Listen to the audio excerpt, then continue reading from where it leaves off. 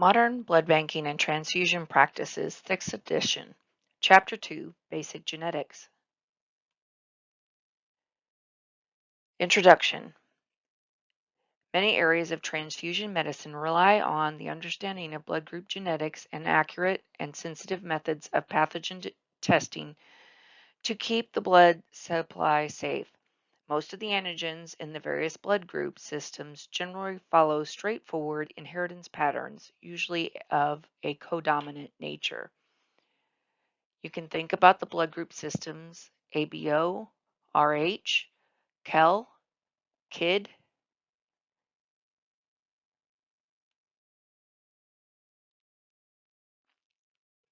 Population genetics. The major areas of population genetics of concern to blood banking include pioneering works of Linus and Darwin, Mendel's law of inheritance, the Hardy-Weinberg principle, and inheritance patterns. Linus started the first classification system of living things in the 17th century and used the unit of species as its primary definition. Darwin wrote on the origins of species because he wished to understand how one organism could gain an advantage over another and better survive in a given environment, which is referred to as natural selection. Mendel came up with laws of inheritance while studying the inheritance patterns of peas. The mathematician Hardy and a physician Weinberg came up with a formula for studying inheritance patterns. Inheritance patterns can be visualized using a pedigree. You will need to learn the definitions of the terms used in genetics. These include dominant, recessive, codominant, amorph, allele, locus, propositus, and pedigree analysis. You should understand the differences between mitosis and meiosis, the patterns of inheritance, and be able to explain Mendel's laws of dominance, independent segregation, and independent assortment. We will learn the Hardy-Weinberg formula for gene frequencies. Then you will use a pedigree analysis to interpret inheritance patterns, distinguishing between autosomal and X-linked traits. Genetics is the study of inheritance, which is the transmission of traits from the parent to the offspring. Chromosomes are structures within the nucleus of the cell that contain a linear thread of DNA, which transmits genetic information. The genes are arranged along the strand of DNA as a sequence of nucleotides. Humans have 23 pairs of chromosomes, so 46 total. A cell with this arrangement is called 2N or diploid. We have 23 pairs of autosomes and 1 pair of sex chromosomes, XX for female and XY for male. Mendel's law of dominance states that when a parent with pure contrasting traits are crossed together, only one form of the trait appears in the next generation. The hybrid offspring will exhibit only the dominant trait in the phenotype. If a person has 2 genes for brown eyes, capital B, and the other with 2 genes for blue eyes, lowercase b, all of the children will have brown eyes because they will have one dominant trait and one recessive trait. Mendel's law of independent segregation shows that the alleles of genes have no permanent effect on one another when present in the same organism, but segregate unchanged by passing into different gametes. What this law means is if, say, a mother gives a child an A antigen and the father gives the child the B antigen, the child's blood type will be AB. So this shows the alleles of genes have no permanent effect on one another. Unlike flower color or many types of plants, most blood group genes are inherited in a codominant manner. In codominance, both alleles are expressed and their gene products are seen at the phenotypic level.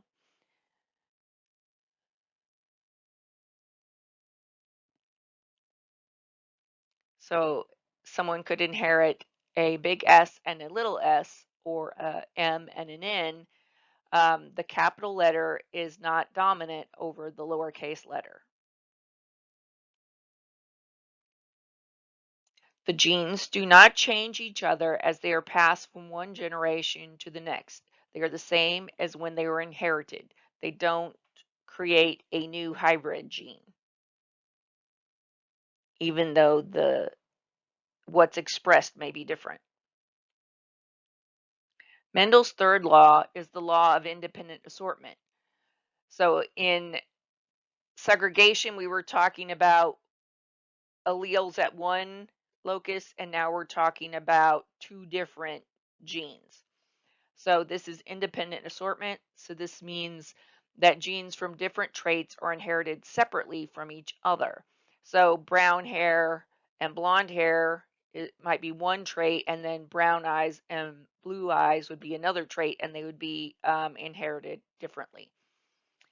And so this allows for all possible combinations of genes to occur in the offspring in a wider variety of phenotypes. You can see that although the genes for round and yellow started together and the wrinkled and green started together, as we go down the pedigree, we can see that we can end up with round and green genes together and the wrinkled and yellow together. They're passed independently, and this allows for greater variation. You can tell that this is a diagram that is showing you the law of independent assortment because it shows genes from two traits at two different loci. In the example of the law of independent segregation is dealing with a gene at one loci or locus, sorry. Mendel's laws apply to all sexually reproducing diploid organisms, such as mammals. These do not apply to bacteria, which reproduce by binary fission and creating a duplicate copy of each other. So in general, some genes are inherited independently of others and follow the law of independent assortment, while others will be inherited as a group. For example, the MNS genes, which are linked, if the genes for separate traits are closely linked on a chromosome, they may be inherited together as a single unit.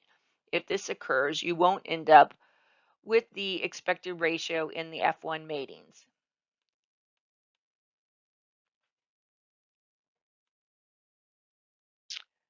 Differences in the gene ratios of progeny of the F1 matings may also occur if recombination has occurred during the process of meiosis. Recombination is when DNA strands are broken and material is exchanged. Then the DNA is repaired and a hybrid results. As humans, we have a greater potential for uniqueness due to the complex genetic material, the higher number of chromosomes, and the number of genes on our chromosomes. The Hardy-Weinberg principle allows us to study Mendelian inheritance patterns. The Hardy-Weinberg formula states that open parentheses P plus Q close parentheses times open parentheses P plus Q close parentheses equals 1, where P equals the gene frequency of the dominant allele and Q is the frequency of the recessive allele. This can also be stated as P squared plus 2PQ plus Q squared equals 1. The Hardy-Weinberg principle specifically addresses questions about recessive traits and how they can be persistent in a population. P plus Q equals 1. This will tell you how many people carry the dominant trait and how many people carry the recessive gene. It does not tell you if the people are homozygous or heterozygous. This is a Punnett square showing a mating of two heterozygous parents.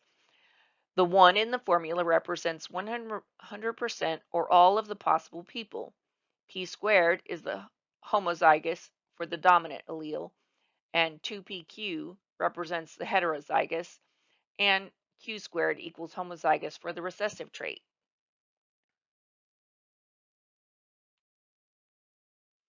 For the Hardy-Weinberg principle to work, certain criteria must be met in order to use the equations appropriately. The population studied must be large, mating must be random, no mutations in parents or offsprings, no migration, no differential fertility, and no mortality of genetic types.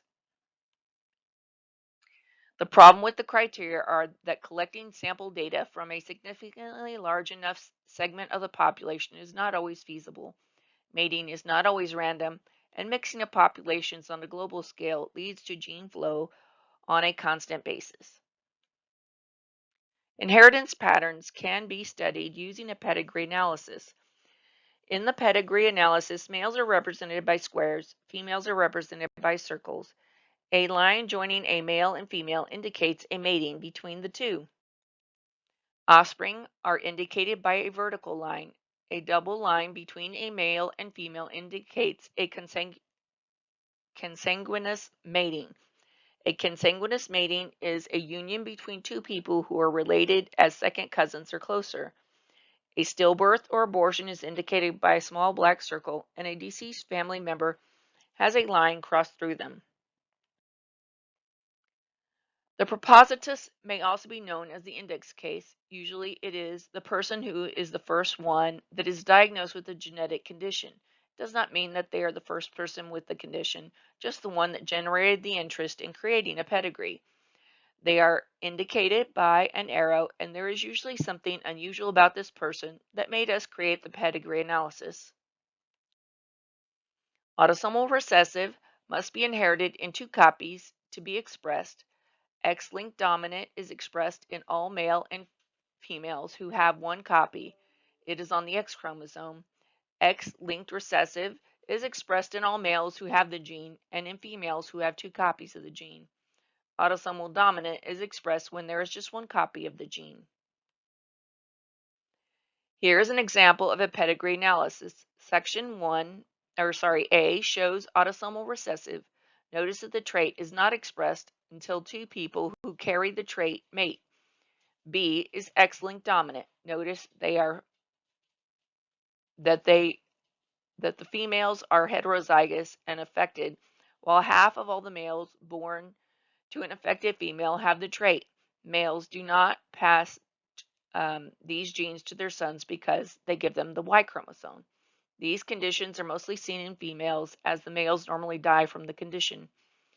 These are less common because of the fatality rate, or affected people do not reproduce. C is X-linked recessive. A father will pass this to his daughter, who will be a carrier unless they also inherit from their mother. All males who inherit the trait, the gene will express the trait, and they inherit from their mothers. An example of this is hemophilia A. Locus is the location of a particular gene. If we are talking about more than one locus, we say loci. We have learned the location on the chromosomes for most genes. The different forms of the gene that can be found at a locus are called alleles. It's like the choices for that spot. Some alleles, examples in blood banking are ABO are alleles. Capital E and little e are also alleles. Big C and little c, FYA and FYB, JKA and JKB, big K and little k. Phenotype is what is expressed. The phenotype for AO and AA genotypes is type A. For the genotypes BO and BB, the type is B. The genotype is the 2 genes, for example, BO, BB, AA, AO. Those are all different genotypes.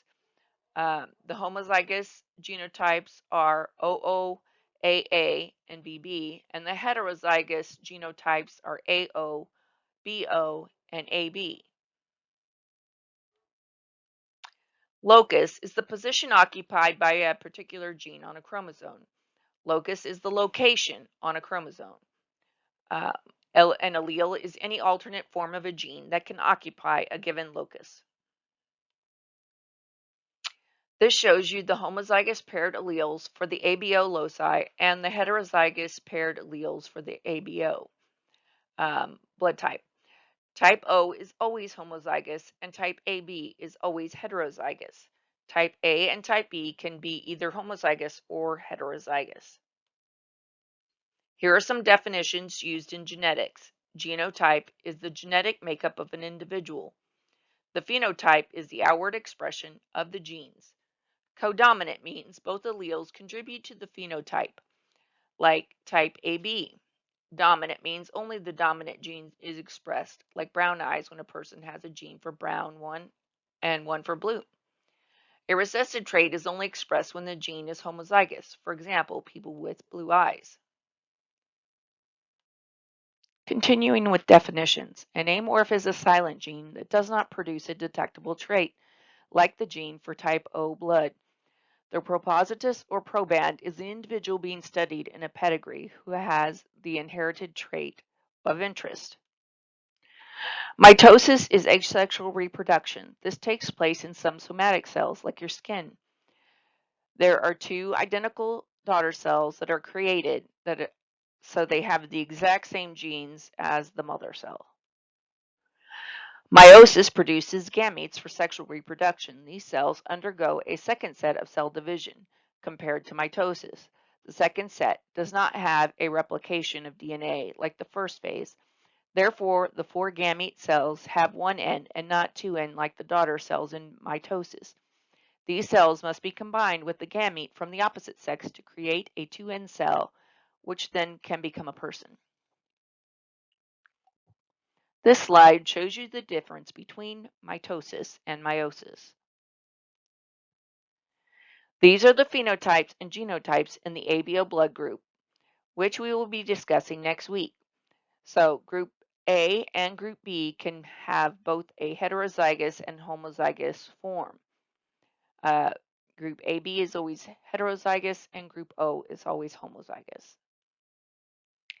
These are the patterns of inheritance that we discussed in a previous slide: autosomal dominant, autosomal recessive, X-linked dominant, and X-linked recessive.